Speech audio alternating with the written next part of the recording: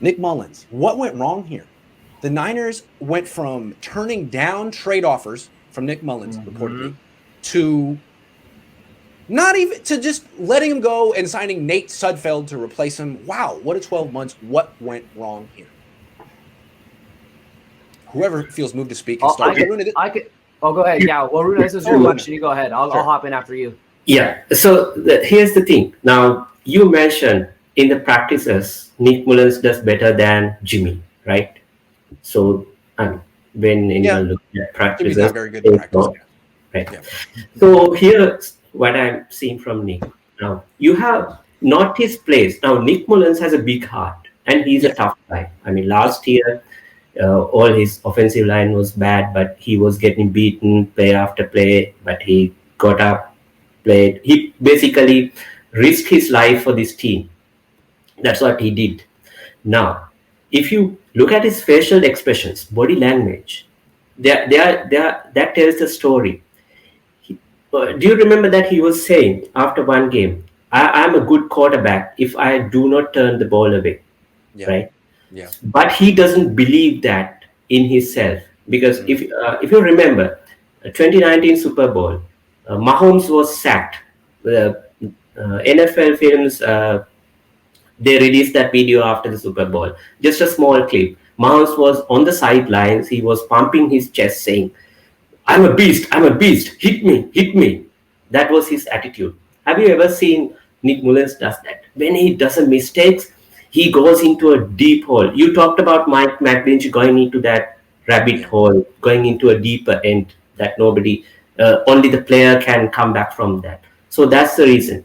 In practices, you have time. You don't have that actual game situation scenario. So you can do whatever you want and show people that you can actually do it, you have the potential.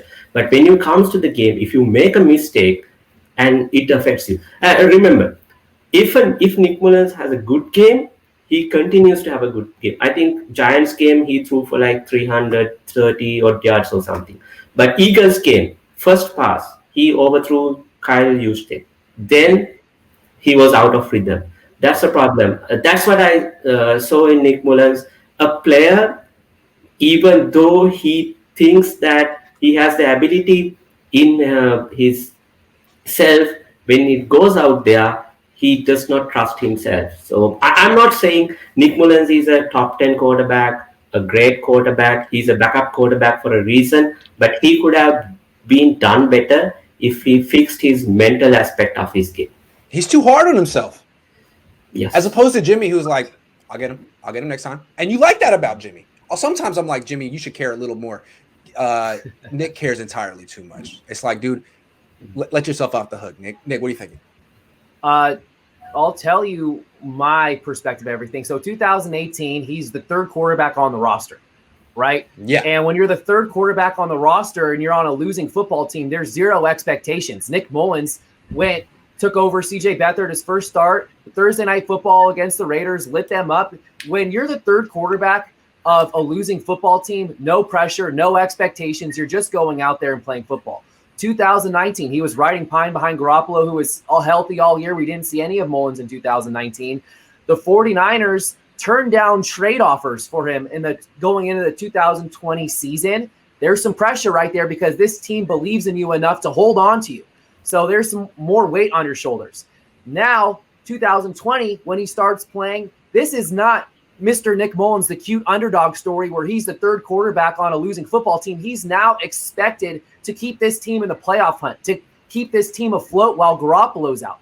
He did it the second half against the Jets. He did it the Giants game. And then once the pressure picked up and he was in the spotlight, Sunday night football against the Eagles, there was a stretch of games where he was just awful. And I think that he was exposed. The bottom line is that Nick Mullens was exposed. We saw him for the type of quarterback that he really was, because quarterbacks are made in those big moments. And it's not like he was just making these erratic passes, which he was, and all these turnovers, just players that are wide open. Waruna, you brought up the missed pass to Kyle Juszczyk. We saw that all too often. The Washington football game, the pick six to Cameron Curl, where he was eyeing down Kyle Juszczyk.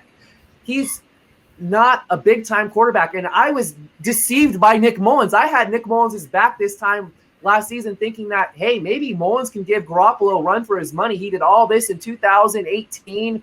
Here he is lighting up the Giants and the Jets, which the Jets isn't saying much, but the Giants were a serviceable defense last year as the season progressed. I just think that Nick Mullens showed his true colors as the pressure and the spotlight got bigger, and he could not do what he did when there was no pressure at all in 2018. Wow, this is by far the most in-depth breakdowns of Nick Mullens ever in the history of ever. Nobody's talking about Nick Mullens the way that you two just talked about Nick Mullens, and probably Grant's about to talk about Nick Mullens. I think this is way simpler than anybody just did. Nick Mullens was an undrafted quarterback that made it into the league and is a great story. The reason why he's not on the team right now is because of what Lynch said earlier in the offseason. Basically, the quarterback room needs to stay healthy, and they already have one quarterback that's injury prone in Jimmy G. They can't have a backup that's injury prone in Nick Mullens, and he's coming off of an elbow injury or shoulder injury, whatever that injury was. They upgraded, maybe not necessarily talent only, but they upgraded as far as having quarterbacks that actually have a history of staying healthy in Sudfeld, in Rosen, and obviously with Trey as well. So I think it's simple as, why do we need another backup quarterback that is coming off of an injury when all we need is reliability, and Nick Mullens isn't reliable as far as being able to be on the field. And I think it's as simple as that. All the in-depth breakdowns about how he plays and all this kind of stuff, the goal was to never have him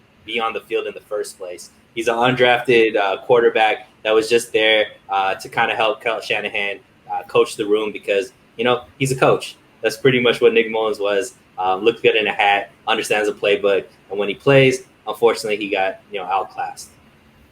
I don't look at it that way. I don't feel like he got exposed or that his play dipped. I mean, I think he was pretty much the same guy in 2018 that he was in 2020. I mean, in 2018, he completed 64% of his passes. In 2020, he completed 64% of his passes. In 2018, he threw 13 touchdowns and 10 picks.